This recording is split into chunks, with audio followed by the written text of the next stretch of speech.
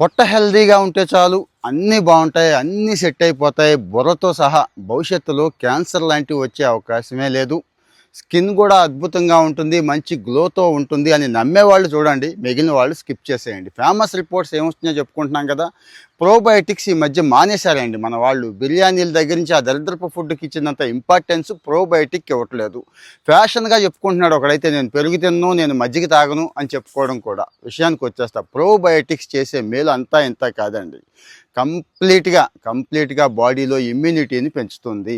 ఎంత ఇమ్యూనిటీ పెంచుతుంది అంటే, మన బాడీలో కొన్ని కోట్ల బ్యాక్టీరియా ఉంటుందనేది గుర్తుంచుకోండి, ముఖ్యంగా పొట్టలో. కానీ ఈ మధ్య ఏమవుతుందో తెలుసా, జనరల్గా అయితే ఒక 10% బ్యాడ్ బ్యాక్టీరియా ఉంటుంది, 50% పైన కూడా దరిద్రపు బ్యాక్టీరియాని మనం పొట్టలో పోగేసుకుంటున్నామని చెప్తున్నారండి. యాక్చువల్గా అయితే 90% గుడ్ బ్యాక్టీరియా ఉండాలి పొట్టలో.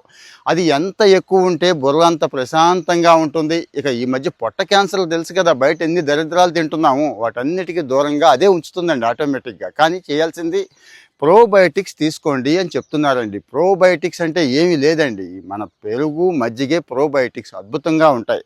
ఇది కాదు అనుకునే వాళ్ళకు ఇడ్లీ దోశ ఇంకా సూపర్ అన్నట్టు. కాకపోతే అవి ఎలా తినాలో అలాగే తినండి. ఆ దోశలో రకరకాల మసాలాలు దరిద్రాలు వేసేసి అలా కాకుండా. సో ఇంకా స్ప్రౌట్స్ ఇలాంటివి అవకాశం ఉండనే ఉంది. మీరు తింటున్నారా? కామెంట్లో